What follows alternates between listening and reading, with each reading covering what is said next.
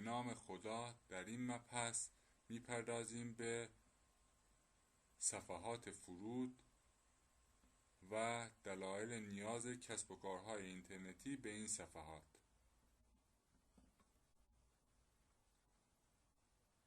در علم تبلیغات به هر صفحه‌ای که کاربر وارد آن می شود یا اصطلاحاً بر آن فرود می آید صفحه فرود یا لندینگ پیج می گویند.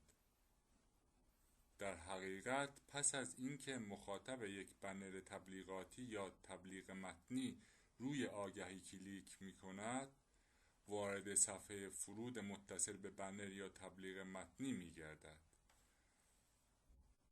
معمولاً صفحه فرود به صورت جدا از صفحات اصلی یک سایت طراحی می شود و به همین علت است که هدفگذاری هایی که در طراحی یک وبسایت مد نظر قرار می گیرد با طراحی صفحات فرود کاملا مجزا و متفاوت می باشد تا بدین وسیله عمل نهایی مخاطب محدود گردد و آگهی دهنده بتواند به واسطه صفحه فرود طراحی شده به هدف نهایی خود برسد.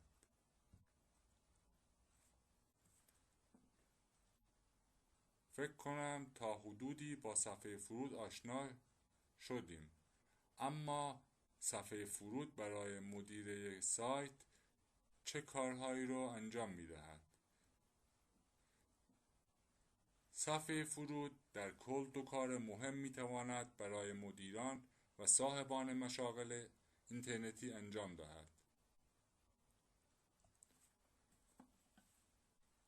اولین کار کسب اطلاعات از مشتری جهت تبلیغات اینترنتی و انجام ایمیل مارکتینگ می باشد. شما می توانید در صفحه فرود فرمی را به کاربر نمایش دهید و از کاربر بخواهید در ازای دریافت یک مقاله یا فایل نایاب در خبرنامه ایمیلی شما عضو شود یا ایمیل خود را وارد کند.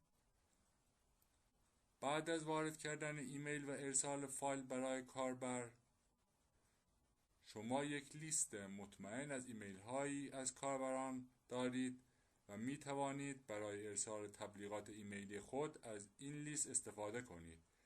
یک راه خوب و مطمئن برای معرفی محصول یا خدمات به کاربر سایتتان برای ارسال خبرنامه های ایمیلی در وردپرس هم می توانید از افزونه های مختلفی از جمله مای میل استفاده کنید.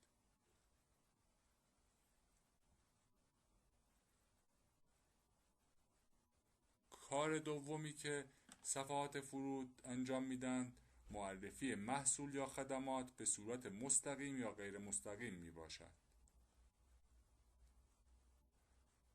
راه دوم استفاده از صفحه فرود معرفی یک محصول یا خدمات به کاربر هست.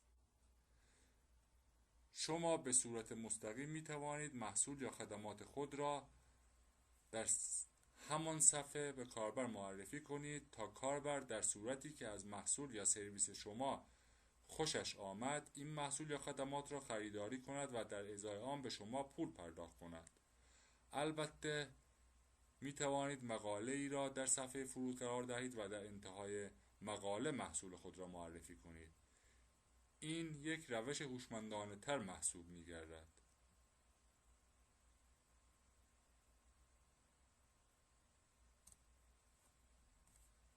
در مورد ساخت صفحات فرود باید به چند نکته اشاره کرد، از جمله اینکه سعی کنید از ویدیو یا فیلم در صفحه فرودتون حتما استفاده کنید. سعی کنید تا حد امکان از کلمات و تصاویر زیبا و مفهومی استفاده کنید و از قرار دادن بنرهای چشمک زن و متون رنگارنگ که باعث اذیت کردن چشم کاربر می شود خودداری کنید. روانشناسی رنگ‌ها حتما در طراحی صفحات فرود مد نظر قرار بگیرد.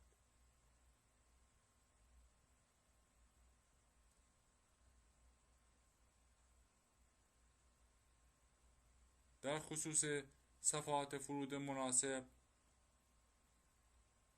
نکته مهمی که در طراحی صفحه فرود باید رعایت کنید اینه که هر چقدر اطلاعات کمتری از کاربران سایت بخواهید، اونها تمایل بیشتری به در اختیار قرار دادن اطلاعات خودشون نشان خواهند داد.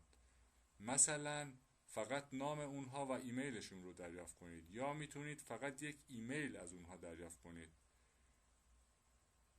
یا میتونید شماره موبایلشون رو هم دریافت کنید. همه اینها برمیگرده به اینکه هدیه و امتیازاتی که میخواهید در اختیار اونها قرار بدید چقدر براشون ارزش داشته باشه. هر چقدر ارزش و اطمینان بیشتری به اونها ارائه کنید، اونها هم اطلاعات بیشتری رو راحت‌تر در اختیار شما قرار خواهند داد.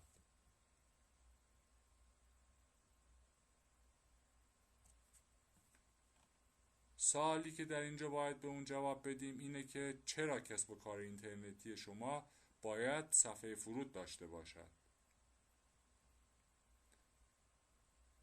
صفحه فرود به تنهایی هیچ کاربردی بجز دادن هدیه و دریافت اطلاعاتی از بازدید کنندگان در ازای دادن هدیه ندارد، اما اگر با روش‌های دیگر بازاریابی اینترنتی ترکیب شود فایده و سود زیادی خواهد داشت.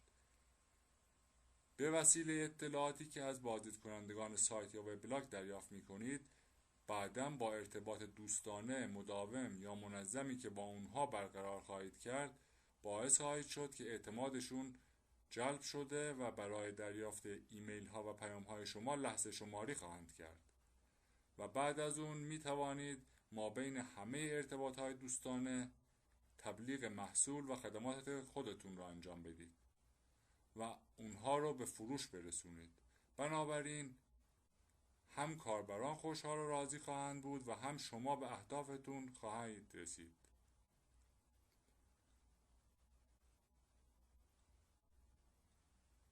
با تشکر.